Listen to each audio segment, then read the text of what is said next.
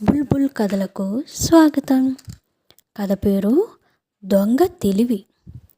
భగీరథి రాజ్యంలో విజ్ఞానపురం అనే ఊరుంది.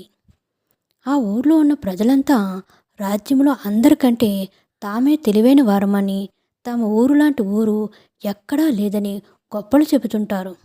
అహంకారాన్ని ప్రదర్శిస్తుంటారు. పాండిత్యంలో కానీ, విలువిద్యలో కానీ, ఆటపాటల్లో కానీ తమ ఊరు వారిని ఓడించే సత్తా ఎవరికీ లేదని గర్వంగా చెబుతూ ఇతరులను కించపరిచేటట్లు మాట్లాడుతుంటారు. విజ్ఞానపురం వారు ఏదైనా పోటీలో పాల్గొంటున్నారంటే మిగతా ఊళ్ళ వారు తమ ఓటమిని ముందుగానే ఒప్పుకునేవారు. ఓటమి అంటే ఏమిటో తెలియని ఆ ఊరు పట్ల మహారాజుకు కూడా ప్రత్యేక ఆసక్తి ఉంది.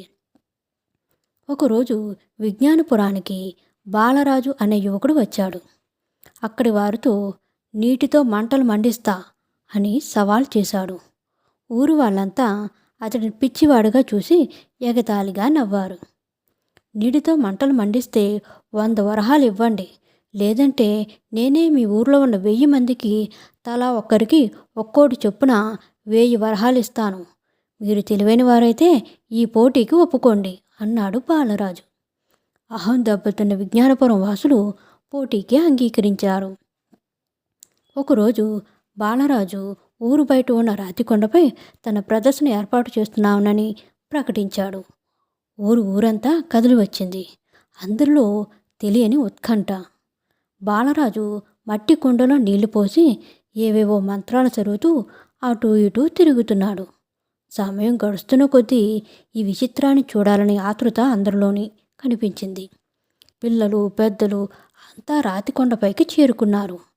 1-2 గంటలు గడిచాయి, కానీ నీళ్ల నుండి మంట రాలేదు. దాంతో తాను ఓడిపోయానని బాలరాజు 1000 వరహాలు ఇచ్చి మౌనంగా వెళ్ళిపోయాడు. విజ్ఞానపురం గ్రామస్తులు విజయ గర్వంతో కేకలు వేస్తూ ఊళ్ళోకి చేరుకున్నారు. వీధుల్లో నడుస్తుంటే ఊళ్ళో ఉన్న ప్రతి ఇంటి తలుపులు తెరిచి ఉండటం గమనించారు. దాంతో కంగుతిని అందరూ కంగారుగా పరిగెత్తుకుంటూ ఇళ్ళలోకి వెళ్ళి చూశారు. ఊళ్ళో ఉన్న ప్రతి ఇల్లు దోపిడీకి గురైందని ఆలస్యంగా గ్రహించారు. లబోదిబోమన్నారు. పక్కా ప్రణాళికతోనే బాలరాజు ఊరంతటినీ పురుడి కొట్టించాడని అర్థం చేసుకున్నారు. 1000 వరహాలిచ్చి ఊళ్ళోని ప్రతి ఇంట్లో ఉన్నదంతా దోచాడు. వాడంత తెలివైనోడు అనుకుంటూ ఊళ్ళో వాళ్ళంతా ఒకరికొకరు తిట్టుకున్నారు. కథ నచ్చినట్లయితే లైక్ చేయండి, షేర్ చేయండి, సబ్స్క్రైబ్ చేయండి. Thank you so much.